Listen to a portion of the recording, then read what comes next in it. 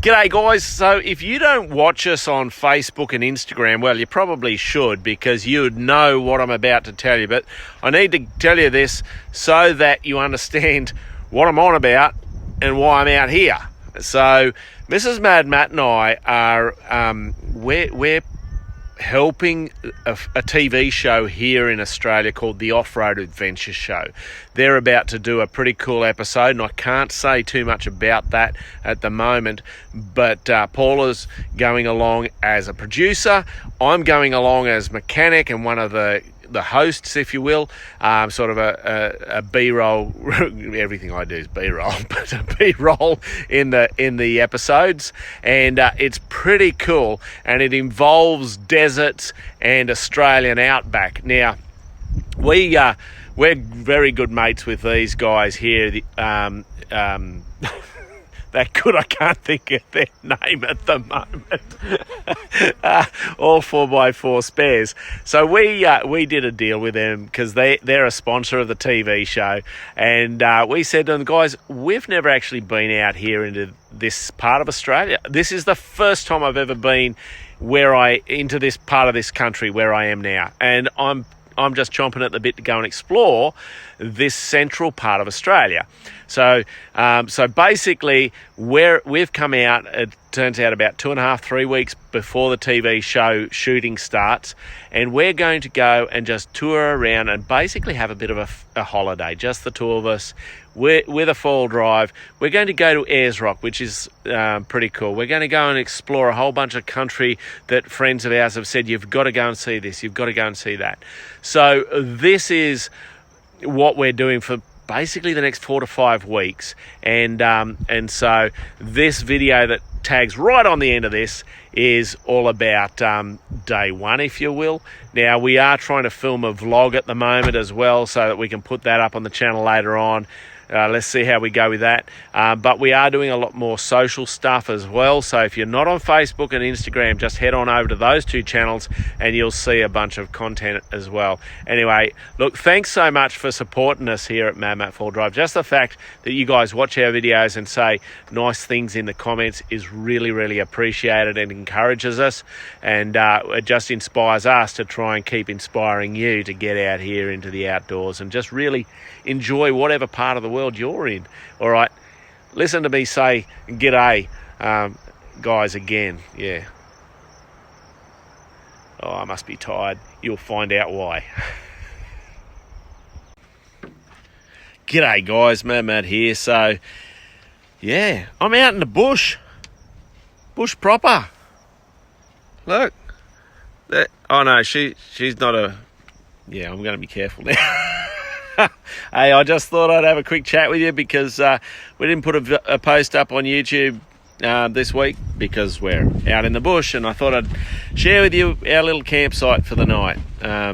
Yeah, something we're able to do in certain parts of Australia, which is pretty cool, is you can just literally pull off the side of the freeway, highway, whatever, the road, and just drive off into the bush until you find a spot. And I think it's up there with one of my favourite ways to camp, because it's just great. So we're probably 2 k's off the main freeway, north of a town called Port Augusta. So so north of there, and we just found a trail that headed off towards some power lines, and we followed that for a bit, and then we just went bush from there. And literally there's no tracks out here. Having said that, there's lots of sheep tracks. And there's a motorbike track. Yeah, so anyway, so that was cool. So today we've driven from Cobar, basically 70 k's south of Cobar towards Broken Hill. We camped the night there. Same story, we just pulled off into the bush and made camp. Beautiful. And so flies are good right now, but they'll go to bed shortly, and then we'll cook dinner. So there's a bit of the sunset. Come on, phone. Yeah, there, look, it's catching up. Isn't that beautiful? Flies, sunset. Even treated ourselves to a cold beer, even though we're supposed to be on a diet. So yeah, so Today, yeah. So we did 800 and about 900 Ks today. So I don't know what that is in miles for those of you who watch it. But the 79 series is doing an absolute cracking job. I'm really interested to see what the fuel economy is out of it, because this morning we were pushing into a wicked headwind. This thing's got the an automatic conversion, so they pull, the guys at All 4x4 Spares, they pull the manual gearbox out and they put a 6-speed auto in it, and I love it. I love that auto conversion. I'm an auto bloke through and through anyway, but I love that. So she was... Oh, I've left the headlights on. I might go and turn them off.